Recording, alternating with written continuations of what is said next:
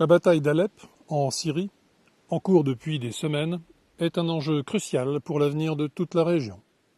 Jusque-là, les pseudo-rebelles, en fait des djihadistes plus ou moins affiliés à Al-Qaïda, que nous armons et soutenons contre toute raison, ces rebelles de novlangue donc étaient sur la défensive, se faisant progressivement encercler.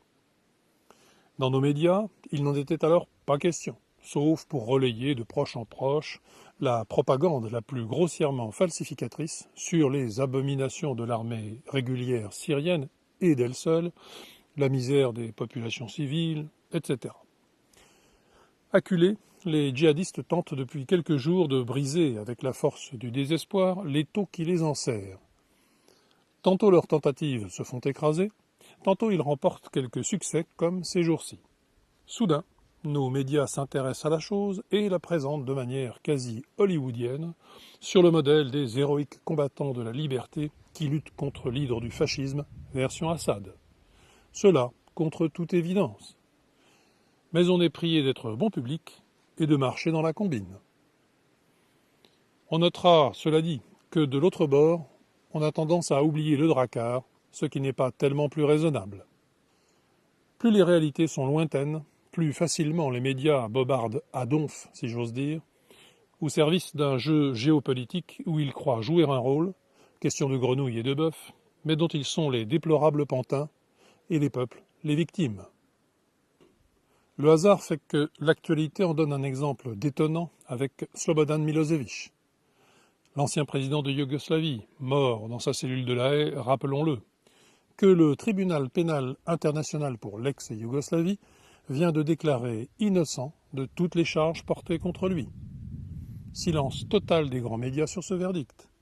Médias qui pourtant étaient tous allés à la curée lors du procès, présentés avec l'emphase journalistique habituelle comme un nouveau Nuremberg. Ce dirigeant, démocratiquement élu dans un pays libre, il faut le rappeler, n'était certes pas un ange, mais il était alors devenu, pour la cause, un diabolique dictateur, sikh, responsable d'une agression génocidaire, re-sikh, et c'était le boucher des Balkans, re-sikh, en le comparant, comme de juste, à Hitler, le boucher de Berlin. Or, pour finir, toute l'accusation s'est effondrée, et le tribunal n'a pas pu ne pas en tenir compte. Milosevic n'était pas plus nationaliste ou brutal que ses voisins, et son but, lorsqu'il était au pouvoir, n'a jamais été de construire une grande Serbie, comme on l'a dit, mais d'essayer de garder unie une Yougoslavie fédérale, comme le tribunal vient de le reconnaître également, très tardivement et en toute discrétion. Mais, avec l'appui de la force de frappe des médias, dont c'est le métier de mentir aux ordres, c'est bien tout cela qui a justifié non seulement son procès, mais surtout l'agression de la Serbie, son amputation de fait du Kosovo, la destruction des Balkans et, cerise sur le gâteau, la consécration et l'élargissement des conquêtes musulmanes dans la région en général et albanaises en particulier. Désormais, c'est là que l'on trouve les premiers camps d'entraînement européens de djihadistes.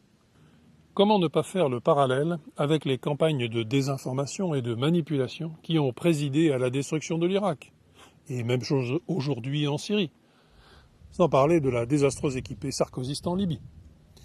On voit tous les jours les fabuleux résultats de ces entreprises.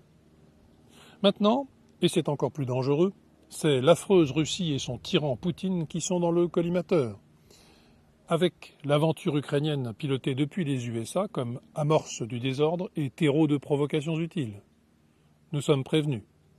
Ce jugement, pour y revenir, dévoile un énorme scandale qui devrait obliger à des remises en cause en cascade, comme à la recherche des vraies responsabilités, notamment politiques, à tous les niveaux.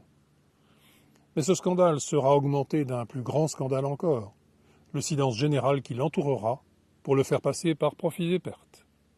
Islam et radicalisation. On ne se radicalise pas à la mosquée, paraît-il.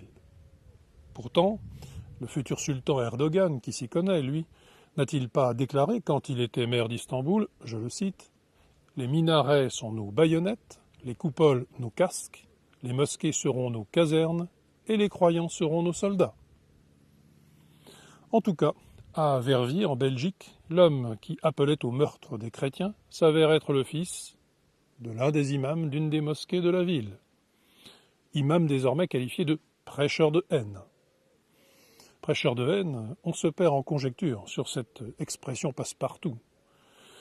Et aujourd'hui, qui revient de manière très convenue comme une sorte de gimmick. Pour commencer, comment un imam peut-il prêcher autre chose que le Coran? Donc la haine sans merci des mécréants, des associateurs, c'est-à-dire les chrétiens, et des juifs, que Mahomet himself, le beau modèle entre guillemets, a si généreusement fait passer par le fil de sa propre épée.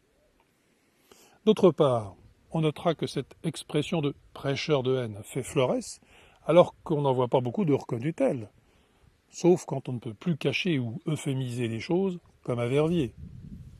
De deux choses l'une, soit ils sont très rares, et il ne devrait pas être difficile de les circonscrire et renvoyer dans leur pays d'origine, soit quoi? La question se pose. Sur le même moule, on ne cesse d'évoquer la fermeture des mosquées salafistes. Mais combien sont-elles? Où sont-elles? Et que fait-on? En vérité, secret de polichinelle qu'il faut taire envers et contre tout, il y a une énorme difficulté sous-jacente dans toutes ces questions. Comment discriminer salafisme et islam? Surtout que difficulté dans la difficulté, discriminer est devenu un très gros mot.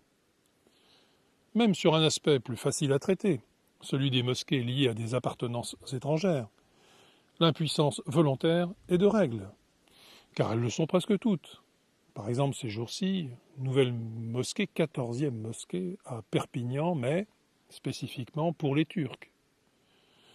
Autant donner à toutes ces mosquées un statut d'extraterritorialité, comme les ambassades des pays concernés. Mais cessons de poser ces questions incorrectes et redisons tous en chœur, c'est pas ça l'islam, pas d'amalgame, et surtout, on n'y peut rien, il faut se résoudre au forfait accompli. D'autant que, après tout, n'en doutons pas, tout cela ne peut que très bien se finir.